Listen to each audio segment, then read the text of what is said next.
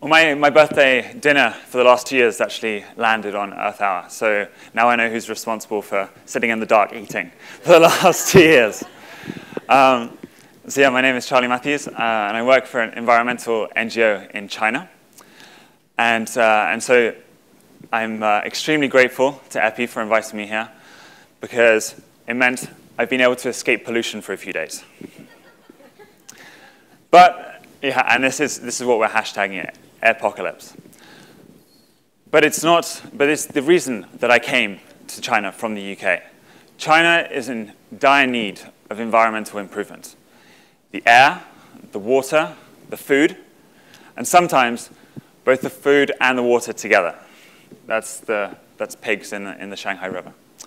But I'm not going to go into that today.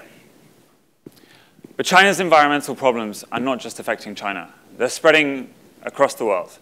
They're crossing borders into places like South Korea and Japan, and even crossing oceans, with up to 19% of air pollution in San Francisco coming from China.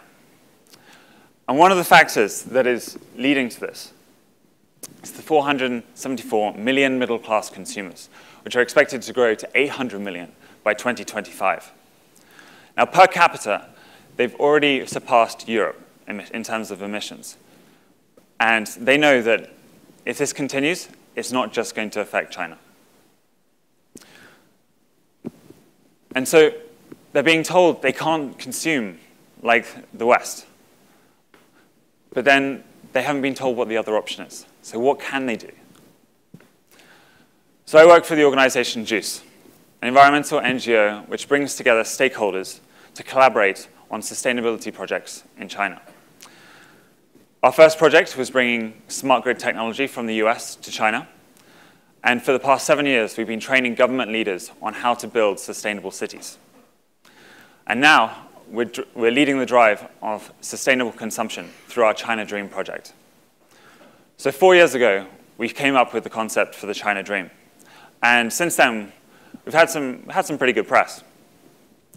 So to start with, Tom Friedman came over to us in 2012, and he wrote a piece called China Needs Its Own Dream, based on our project. And following that, the month after that, Oriental Outlook, which is China's equivalent of Time magazine, translated it and put it on the front cover as China Dream. And then later on, that same month, President Xi Jinping started talking about it. So we feel we've started a little conversation going in China, which is great. But what exactly is the China Dream? Well, the Chinese government have yet to decide exactly what it is. But for us, it's about reimagining prosperity, reframing sustainability to reshape consumerism. So what that means is we're trying to create new, desirable social norms which move away from materiality as the goal and communicate it in a way that is good for appeals to the heart and not just to the head. But it also must remain culturally Chinese. Now, you may be thinking, good luck with that one, mate. And that is a fair comment. It is a huge project, and it is very ambitious. But it is clearly necessary, not just for China, but for the rest of the world. So how on earth are we doing this, and where to even begin? Well, we've already started a national conversation, and some would say a global conversation on what the China Dream is. And so I'm going to talk a little bit about what we've done so far, and then talk about a couple of the collaboration projects which we've been working on, and finally, a crowdsourcing app which we've just started to develop.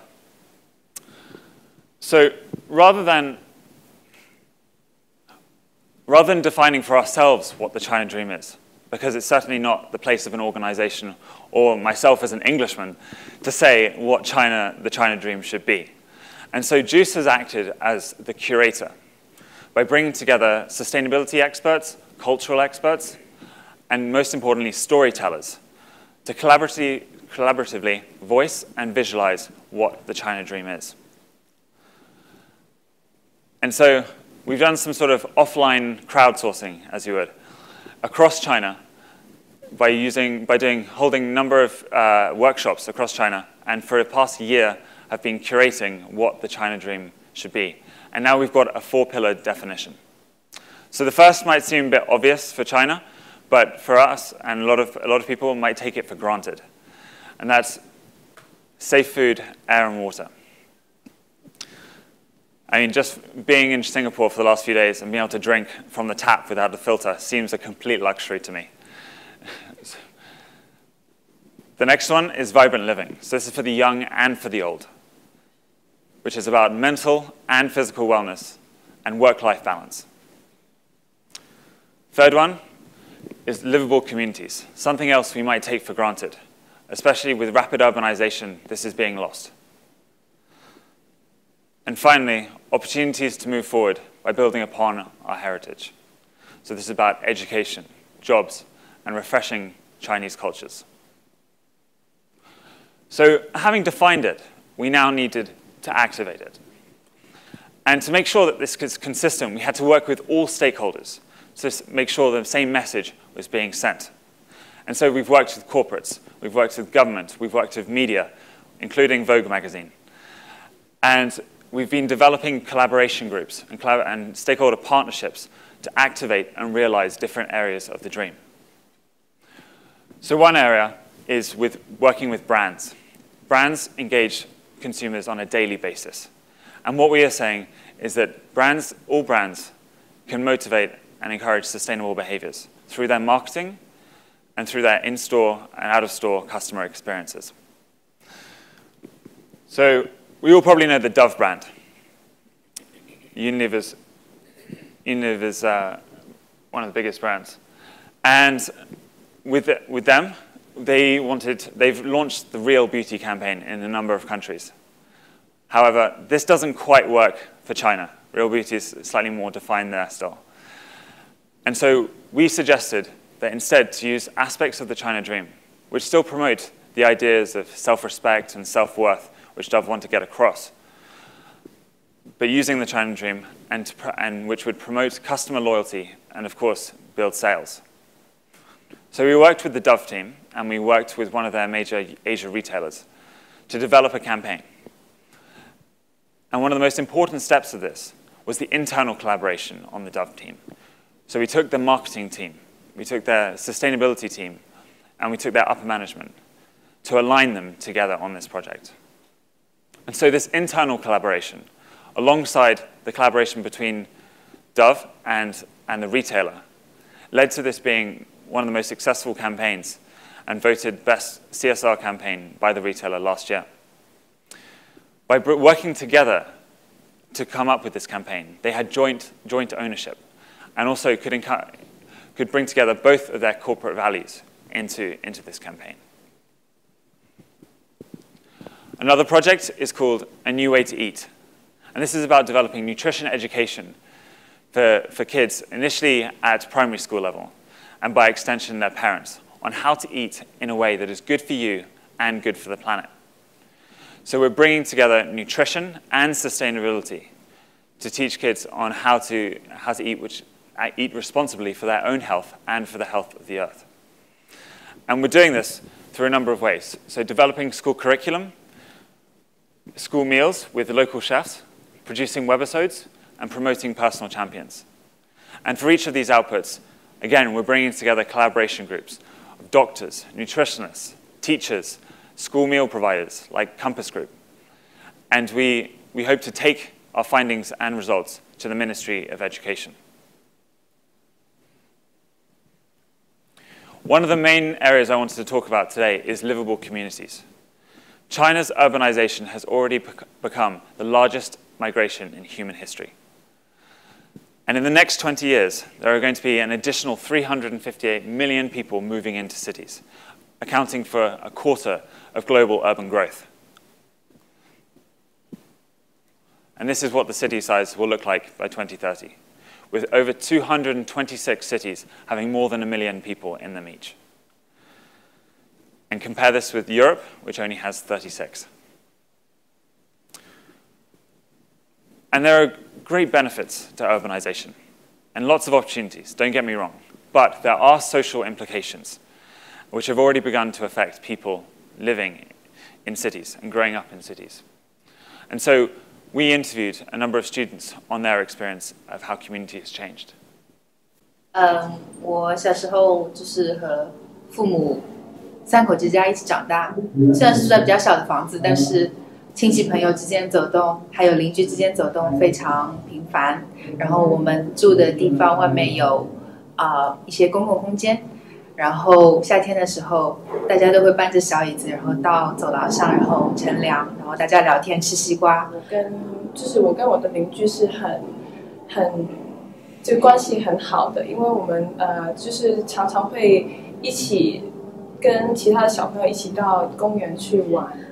比方说夏天的时候，大家都可以到下面去乘凉，然后嗑瓜子、喝茶。然后如今好多年过去了，中国城市上海的城市变化发展非常快，然后现在大家的空间变得越来越私密，大家能够聚会的场所越来越少，然后这使得常常心里会有一种失落感吧，因为其实有时候走在路上或者走在走廊里，很想周围有人或者有邻居，大家聊聊天打个招呼。然后一般就只是可以看到老人会坐在下面晒太阳，但是年轻的人啊、成年的人，他们家庭和家庭之间都是几乎是不是很清楚。But this is not just in China. This is happening all over the world where there's a rapid urbanization. But in China, given that they're building at the city level, the equivalent floor space of Canada every single year, means that there's an opportunity to make a change and improve the situation. One of the ways we're activating livable communities is through our next government training. We're collaborating with Lendlease, the land developer, and Tongji University to teach Chinese city mayors on the benefits of public social spaces and designing cities for human scale. Because if you have a city of 1 million people, or 10 million people, or even 30 million people, not everyone can have their own back garden, but they can have access to space. Alongside this training, we've been developing this app with software developer Augmentum. It's called Heye City, which means happy and harmonious city. And this allows citizens to suggest improvements for their local community. The app was initially put forward at the China International Urbanization Forum last year and warmly received. So this is the welcome screen, which has been translated from Chinese for today's talk. But it allows Chinese users to log in using their social media. So the uses of Heye City are for a number of stakeholders. Firstly, for citizens to suggest improvements, review improvements, and vote on ideas in their local district. It's also for companies and professionals to suggest design proposals and developments in the area. And finally, for local governments who can review and respond to these ideas, and also use it as a way to showcase their social spaces and green initiatives in their local city or district. And so once you log in, this is the interface. So up top, you can choose your city and then the district within the city. And you can see all the already suggested ideas from other users. And there's also a map display option.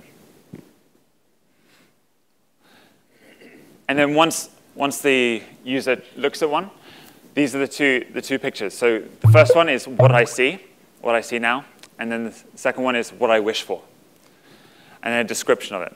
So users can then comment on it, suggest other ways to improve it. They can vote it up, and they can share it with their friends on social media. Now, this is currently in the beta testing. So I also encourage you to try it out and give us your feedback. But it's already been used, adapted and used by the local Shanghai government for Shanghai Design Week last year. And so users could upload their designs, but also they could come together to collaborate on design ideas during the week. And it's also been used at Tongji University in Shanghai, where they had a green campus competition. Students were able to log in and suggest improvements for their local campus. and the best solutions won prizes.